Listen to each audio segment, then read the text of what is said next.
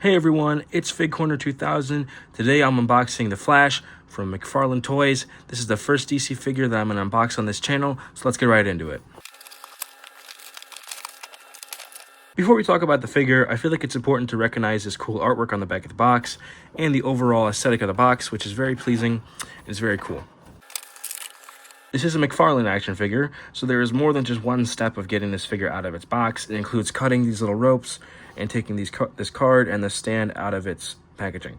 So I'm going to speed this up and we're going to get this done. Alright, real quick, let's talk about the giveaway coming up very soon. There's going to be a video coming out, probably the last unboxing of this wave, that you must comment on to be entered in the wheel.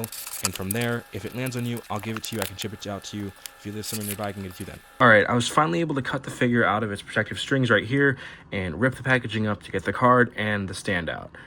Other than the card and the stand, there is 3 pairs of hands, 2 fists, 2 sprawling hands, a pointing hand, and a saluting hand. Before we go any farther, let's talk a little bit about the Flash and why he's such an interesting character.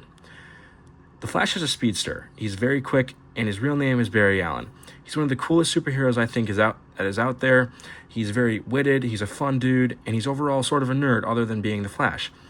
He's part of the Justice League, which I will be building soon out of action figures, and I overall think that the Flash is one of the most important heroes in all of DC.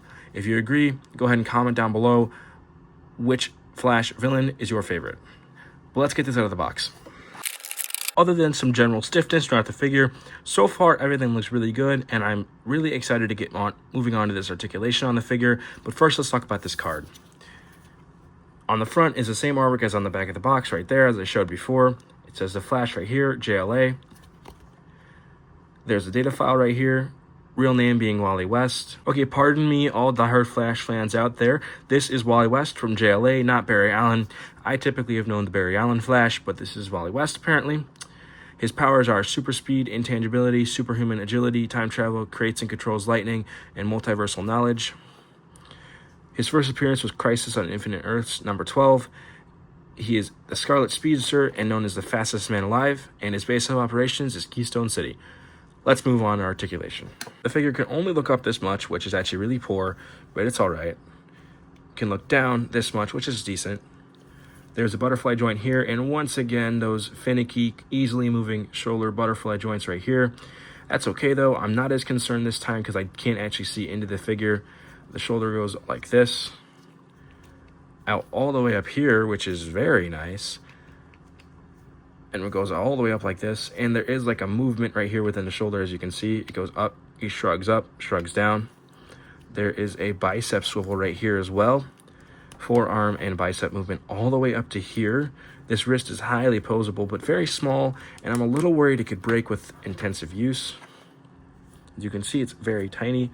The wrist goes all the way around like that, bends up like this, bends all the way down like this, that's a lot. Same goes for the other arm. The ab crunch can go... Okay, I can't believe I'm seeing this. The ab crunch can go all the way up to here and down to here as well.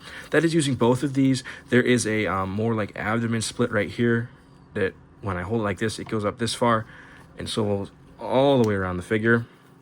And then of course there is a more like torso or waist split right here. The hips are nice and posable as well. They go out all the way up here on the figure, which is nice. They go out up this far. They go back this far, which is surprisingly decent, having this rubber underpant piece right here compared to that Spider-Man figure up there.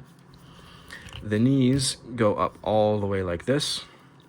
There is an ankle movement as well, like this, typical McFarlane movement right there, swivels around.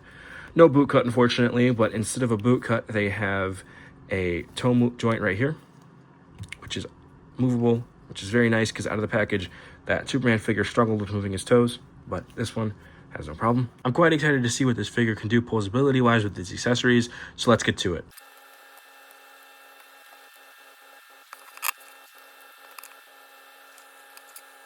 This first pose is the same style pose that the figure came in already in the box. Let's move on to the next one.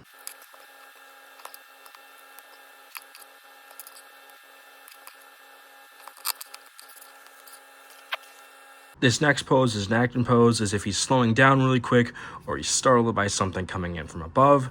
But let's move on to the third and final pose I wanted to do with this figure.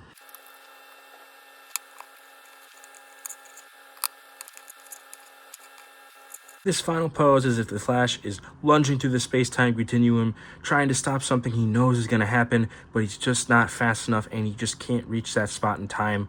Or maybe he's lunging out to grab somebody and start fighting them. Though now it's time to give this figure an honest review. I am significantly more pleased with this figure than I am with my last review of the Spider-Man up there.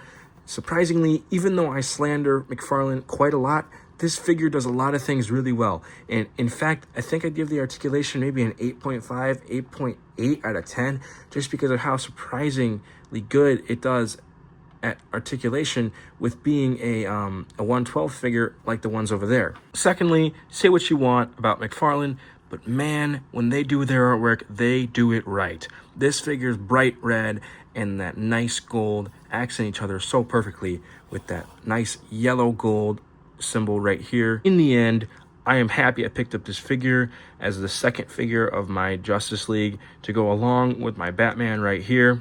I know this is a Batman hush, but I think he looks really good in this Justice League, and I think that when this Justice League is complete, it's going to rival anything Marvel can put together. Thank you guys so much for watching this video. I will be back soon with more videos on this Emperor Doom and the Punisher and Nick Fury 2-pack, but other than that, stay tuned, like and subscribe. Thank you guys so much.